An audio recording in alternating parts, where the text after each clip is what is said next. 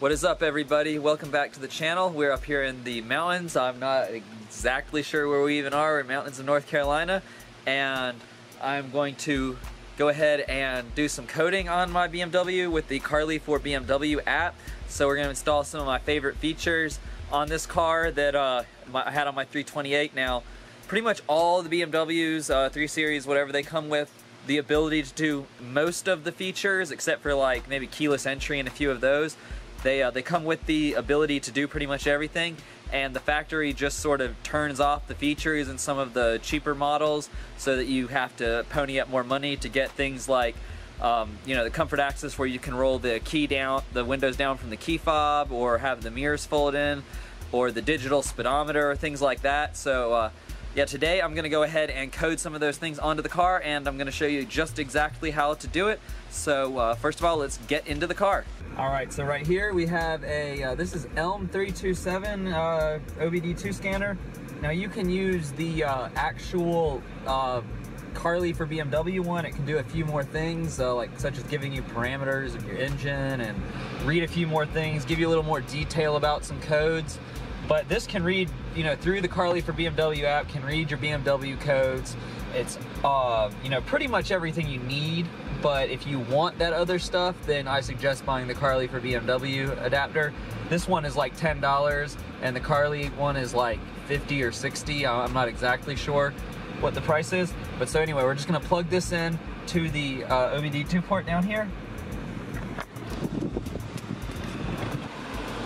All right, so you're gonna go to the Carly for BMW app, and now when we're in it, this app is it's free, but you also, there's a pay-for version. You're gonna want the pay-for version because I think the free version really only lets you code one thing, and maybe gives you diagnostics. I can't remember. I don't even know if it does that. I think you really need the pay-for one if you're gonna do anything like what I'm doing now. So I bought it for the 328, so I still have it. It's one-time kind of thing. So coding, get the most out of your BMW, unlock hidden features of your car, example, digital tacho. Well, I want the digital speedometer. I'm not big on that. So do not show again, continue to coding. Check coding possibilities. Oh, connect to your vehicle. Might actually help to connect to the car. So at the bottom of the screen, there's a connect button. Just hit that, and as long as you've already set it up in your settings, which I have already done, it will connect. Otherwise, go find Wi-Fi OBDII in your settings and connect to that. So now we're connected. Now we'll go to coding, check coding possibilities, and now it's going to scan the car's computer to see what is available. So you'll have several options. You'll have one more or less depending on whether you have iDrive or not.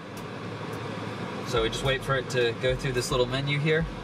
12 hours later. So number of compatible ECUs is 6. So if you have iDrive, I believe you'll have 7 instead.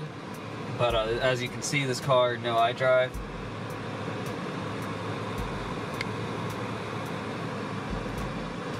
Okay, so I am going to go ahead and go to Comfort Access. Read out CAS.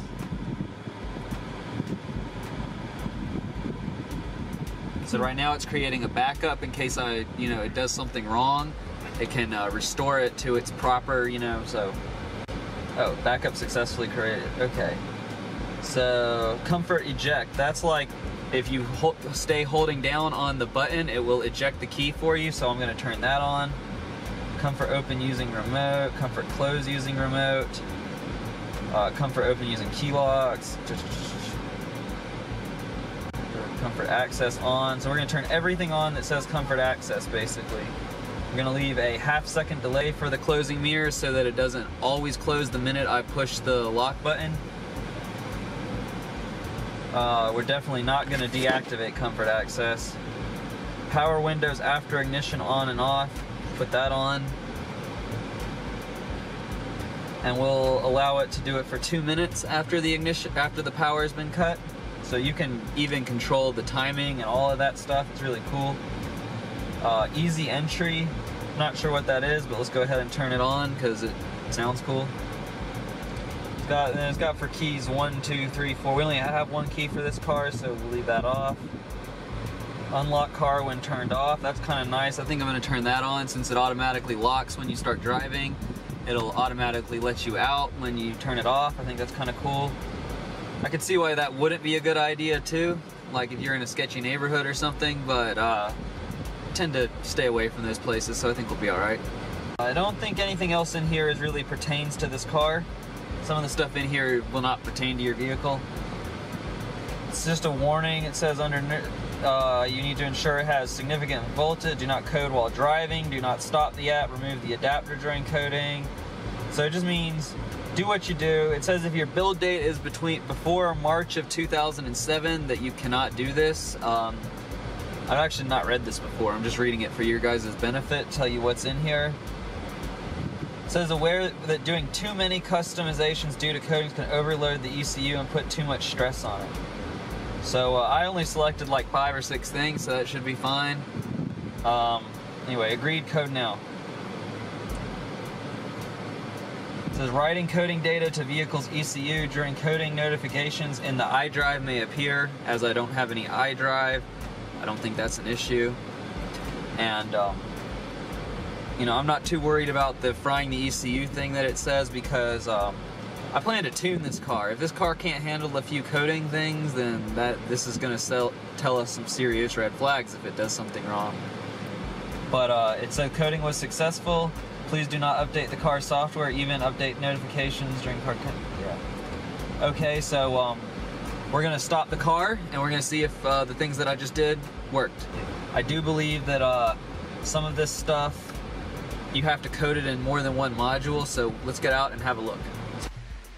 Alright guys, so that is just how you code. It's pretty easy. The app is pretty straightforward, self-explanatory. Like apparently these power mirrors, they do have to be coded in more than one module, so I'll figure that out, which one that is. The speedometer is in a different module. And I would also recommend that each time you code something to turn the car off before you code again, just to be safe on your ECU. Because anyway guys, if you like this video, please leave it a thumbs up. Subscribe to this channel if you are new, and I will see you in the next one. Thank you so much for watching.